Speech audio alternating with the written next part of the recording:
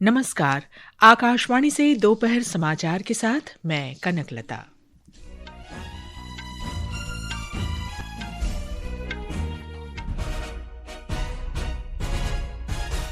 Budget सत्र का पहला चरण आज संपन्न। संसद के दोनों सदनों की बैठक 9 मार्च से फिर शुरू होगी। प्रधानमंत्री नरेंद्र मोदी ने नई दिल्ली में प्रधानमंत्री कार्यालय की नई इमारत और 2 अन्य सरकारी भवनों वाले सेवा तीर्थ का उद्घाटन किया। बांग्लादेश नेशनलिस्ट पार्टी आम चुनावों में भारी जीत के बाद सरकार बनाने को तैयार। प्रधानमंत्री नरेंद्र मोदी ने बीएनपी प्रमुख तारिक रहमान को पार्टी की निर्णायक जीत पर बधाई दी। कहा, भारत लोकतांत्रिक, प्रगतिशील और समावेशी बांग्लादेश के प्रति हमेशा प्रतिबद्ध। विश्व रेडियो दिवस के अवसर पर आकाशवाणी रायपुर में सम्मेलन का आयोजन। उभरती प्रौद्योगिकियों के बीच रेडियो की बढ़ती भूमिका पर चर्चा। और बैंकॉक में महिला Asia cup rising stars T20 cricket के ग्रुप मैच में भारतीय टीम ए और संयुक्त अरब अमीरात के बीच मुकाबला जारी। अब समाचार विस्तार से। संसद के दोनों सदनों की कार्यवाही स्थगित कर दी गई है। यह 9 मार्च को बजट सत्र के दूसरे चरण में शुरू होगी। बजट सत्र का पहला चरण पिछले महीने की 28 तारीख को राष्ट्रपति द्रौपदी मुर्मू के दोनों सदनों के संयुक्त अभिभाषण के साथ शुरू हुआ था। 2 चरणों में आयोजित बजट सत्र का दूसरा चरण इस वर्ष 9 मार्च से 2 अप्रैल तक चलेगा। लोकसभा में पहले स्थगन के बाद कार्यवाही शुरू होने पर कई मंत्रियों ने अपने मंत्रालय से संबंधित दस्तावेज प्रस्तुत किए। इसके बाद पीठासीन अधिकारी संध्या राय ने सदन को स्थगित कर दिया। इससे पहले सदन में प्रश्नकाल के दौरान स्वास्थ्य मंत्री जेपी नड्डा ने कोडन युक्त कफ सिरप के सेवन से हुई मौतों से संबंधित एक प्रश्न का उत्तर देने का प्रयास किया, लेकिन विपक्ष के हंगामे के कारण वे अपना उत्तर पूरा नहीं कर सके। उन्होंने सदस्यों से सदन को चलने देने का आग्रह किया, परंतु विपक्षी सदस्यों का विरोध जारी रहा। शोर शराबे के कारण सदन की कार्यवाही दोपहर 12 बजे तक के लिए स्थगित कर दी गई। इस बीच राज्यसभा में शून्यकाल और प्रश्नकाल दोनों की कार्यवाही सुचारू रूप से संपन्न हुई। सुबह सदन की बैठक शुरू होने पर कई सदस्यों ने अपने दस्तावेज पटल पर रखे। राज्यसभा सभापति सीपी राधाकृष्णन ने राष्ट्रपति द्रौपदी मुर्मू का संदेश पढ़ा, जिसमें उन्होंने कहा कि उन्हें 28 जनवरी को संसद के संयुक्त अधिवेशन में दिए गए अभिभाषण के लिए सदस्यों के धन्यवाद प्रस्ताव प्राप्त हुए हैं। स्वास्थ्य मंत्री जेपी नड्डा ने कहा है कि देश में कोडन युक्त कफ सिरप के सेवन से किसी की मौत की कोई घटना सामने नहीं आई है। आज लोकसभा में प्रश्नकाल के दौरान श्री नड्डा ने कहा कि जब भी किसी दवा से संबंधित मौत का मामला सामने आता है तो सरकार तुरंत जांच का आदेश देती है। उन्होंने कहा कि दवा सुरक्षा सुनिश्चित करने के लिए एक सुस्थापित नियामक प्रक्रिया लागू है, जिसका सरकार सख्ती से पालन कर रही है।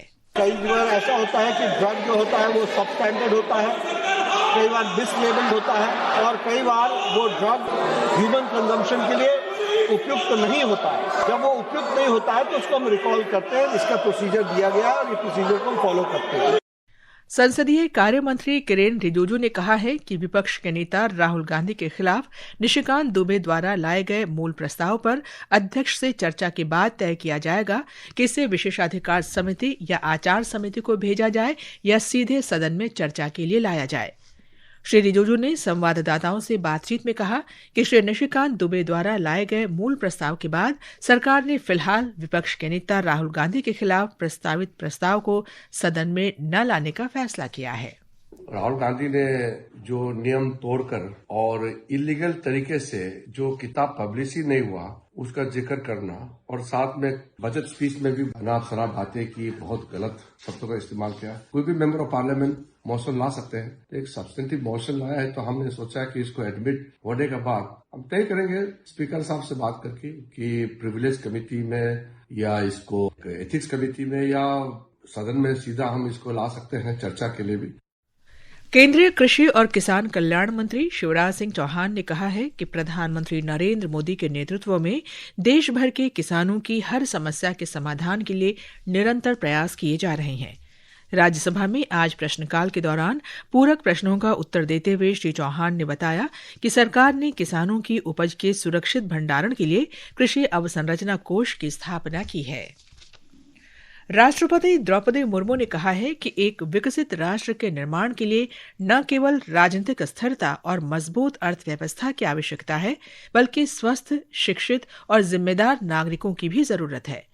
नई दिल्ली में सशक्त भारत के लिए कर्मयोग पर राष्ट्रव्यापी अभियान को संबोधित करते हुए उन्होंने कहा कि जनता की सक्रिय भागीदारी के बिना किसी भी राष्ट्रीय लक्ष्य को प्राप्त करना कठिन है।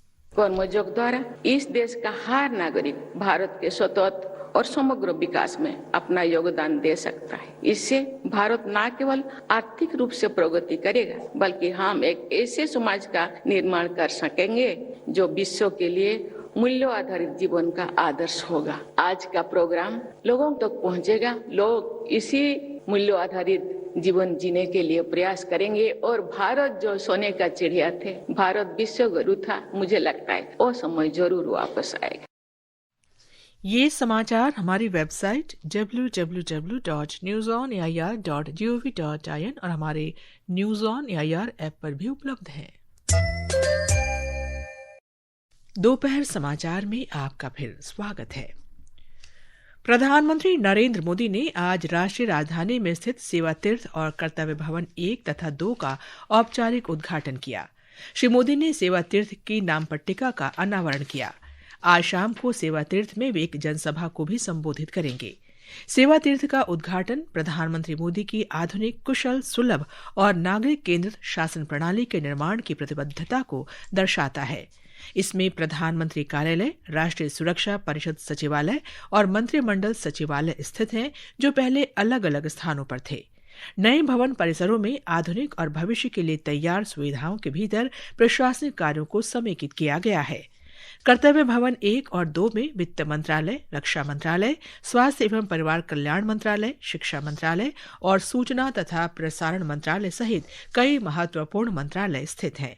दोनों भवन परिसरों में डिजिटल रूप से एकीकृत कार्यालय, सुव्यवस्थित सार्वजनिक संपर्क क्षेत्र और केंद्रीकृत स्वागत सुविधाएं मौजूद हैं। ये सुविधाएं सहयोग, दक्षता, सुचारू संचालन, नागरिकों की बेहतर भागीदारी और कर्मचारियों के कल्याण को बढ़ावा देगी।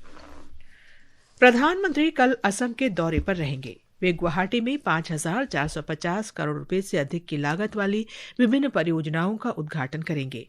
श्री मोदी डिब्रूगढ़ में लड़ाकू विमानों, परिवहन विमानों और हेलीकॉप्टरों का हवाई प्रदर्शन देखेंगे। प्रधानमंत्री ब्रह्मपुत्र नदी पर बने कुमार भास्कर वर्मा सेतु का भी उद्घाटन करेंगे। कृषि क्षेत्र ने भारत और अमेरिका के बीच अंतरिम व्यापार समझौते का स्वागत किया है। आकाशवाणी समाचार से विशेष बातचीत में national commodity and derivatives exchange limited के प्रबंध निदेशक डॉक्टर अरुण रास्ते ने बताया कि ये समझौता निर्यातकों, लघु उद्योगों और किसानों के लिए लाभदायक होगा। कपड़ा मंत्री गिरिराज सिंह ने भारत अमेरिका अंतरिम व्यापार समझौते को लेकर जनता में भ्रम फैलाने के लिए विपक्षी दलों की आलोचना की। संसद के बाहर पत्रकारों से बातचीत में श्री सिंह ने दोहराया कि किसानों के हितों की अनदेखी नहीं की जाएगी। जो चीज देश के कृषि मंत्री शिवराज सिंह चौहान ने कहा, देश के वाणिज्य मंत्री पीयूष गोयल ने कहा, किसानों के हित के साथ कोई खिलवाड़ नहीं होगा। ये देश में भ्रम फैलाना चाहते हैं, अब भ्रम फैला करके ये गृह युद्ध करवाना चाहते हैं। आज विश्व रेडियो दिवस है। लोगों में रेडियो के महत्व के प्रति जागरूकता बढ़ाने और रेडियो के जरिए सूचना पाने को प्रोत्साहन देने के लिए हर साल 13 फरवरी को विश्व रेडियो दिवस मनाया जाता है। इस वर्ष विश्व रेडियो दिवस का विषय है रेडियो और आर्टिफिशियल इंटेलिजेंस। विश्व रेडियो दिवस पर प्रसार भारती और यूनेस्को के संयुक्त तत्वाधान में छत्तीसगढ़ की राजधानी रायपुर में एक विशेष कार्यक्रम का आयोजन किया गया। कार्यक्रम में उभरती प्रौद्योगिकियों के बीच रेडियो की बढ़ती भूमिका पर चर्चा की गई।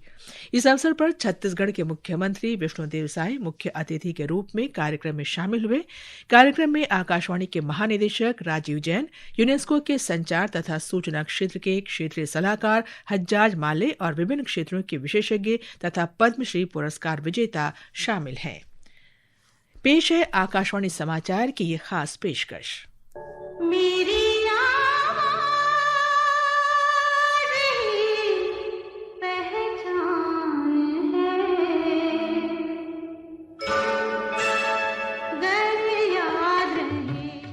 आज विश्व रेडियो दिवस पर चलिए बात करते हैं कुछ आवाजों की जिन्होंने श्रोताओं के दिलों में खास जगह बनाई। गाना सुनना हो या फिर समाचार सुनना, स्वर चित्रहार, अच्छी बुरी सभी सूचनाएं रेडियो से ही मिलती थी। लाइव मैच की कमेंट्री हो या सरकारी कामकाज, खेती बाड़ी हो या फिर रोजगार, सभी की जानकारी का एकमात्र साधन रेडियो ही था। जाने माने समाचार वाचक देवकीनंदन पांडे का रेडियो के बारे में क्या कहना था, आइए सुनते हैं। हमारी आवाज ही लोगों के कानों तक जाती है, शक्ल दिखलाई नहीं देती। वैसे रेडियो की इम्पोर्टेंस साडा साहब, मैं ये बात आपको बता दूं कि अभी इस मुल्क में खत्म नहीं होगी, तो वहाँ तो रेडियो की उतनी ही इम्पोर्टेंस आज भी है जितनी पहले थी। बचपन में जब अमीन सियानी का हर दिल अजीज कार्यक्रम बिनाका गीत माला सुनते तो लगता कि ये आवाज किसी दूसरी दुनिया से आती है। भाइयों, अब आप बैठ जाइए जल्दी से अपने रेडियो दोस्त अमीन सायानी के साथ गीत माला की छाव में।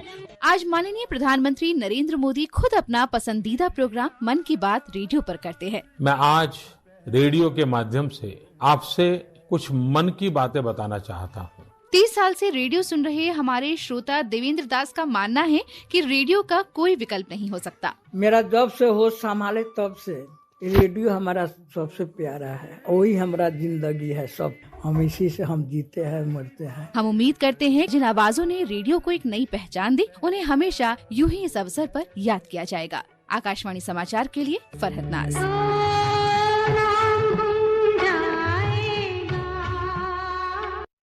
प्रधानमंत्री नरेंद्र मोदी ने विश्व रेडियो दिवस के अवसर पर देशवासियों को शुभकामनाएं दी हैं। सोशल मीडिया पोस्ट में उन्होंने कहा कि ये दिवस रेडियो से जुड़े लोगों के प्रयासों को सम्मान देने का अवसर है। सूचना और प्रसारण राज्य मंत्री डॉक्टर एल मुरुगन ने रेडियो की महत्वपूर्ण भूमिका का उल्लेख करते हुए अपने बचपन के दिनों को याद किया। We are all celebrating the Radio Day. हम सब रेडियो दिवस मना रहे हैं। श्रोता रेडियो स्टेशनों को पोस्ट कार्ड लिखा करते थे। वे अपनी राय देने और रेडियो स्टेशनों से जुड़ने के लिए पत्र भेजते ताकि वे अपनी पसंद के कार्यक्रम या गीत सुन सके। चाहे वे शास्त्रीय संगीत हो, लोकगीत हो या फिल्मी गाने, लोग अपनी पसंद बताने के लिए रेडियो का सहारा लेते थे। It is a cinema song, so the people they ask the radio is plays. ये समाचार आकाशवाणी से प्रसारित किए जा रहे हैं। ताज़ा समाचार जानने के लिए आप हमारे social media handle @AIR news Hindi को फॉलो कर सकते हैं। ये आकाशवाणी है। बांग्लादेश नेशनलिस्ट पार्टी BNP ने 13वें आम चुनाव में शानदार जीत हासिल करते हुए 2/3 बहुमत का आंकड़ा पार कर लिया है। पार्टी अगली सरकार बनाने के लिए तैयार है। ब्यौरा हमारे संवाददाता से। BNP और उसके सहयोगी दल अब तक 284 निर्वाचन क्षेत्रों में से 208 में आगे चल रहे हैं, जो लगभग 2 दशक बाद सत्ता में वापसी के लिए स्पष्ट जनादेश का संकेत है। पार्टी अध्यक्ष तारिक रहमान और महासचिव मिर्जा फखरुल ने अपने अपने निर्वाचन क्षेत्रों में जीत हासिल की है। साथ ही कई वरिष्ठ नेताओं ने भी विजय प्राप्त की है। प्रधानमंत्री नरेंद्र मोदी ने तारिक रहमान को बधाई देते हुए कहा कि यह जीत बांग्लादेश की जनता के उनके नेतृत्व पर विश्वास को दर्शाती है। उन्होंने लोकतांत्रिक, प्रगतिशील और समावेशी बांग्लादेश के समर्थन में भारत की प्रतिबद्धता दोहराई। चुनाव आयोग ने कहा कि संसदीय चुनाव और साथ ही हुई जनमत संग्रहण में 59.44% मतदान दर्ज किया गया। 299 निर्वाचन क्षेत्रों में मतदान शांतिपूर्ण ढंग से संपन्न हुए। चुनाव आयोग के अधिकारियों के अनुसार शेष सीटों और जनमत संग्रह के लिए मतगणना अभी जारी है। नवल सिंह परमार, आकाशवाणी समाचार, ढाका।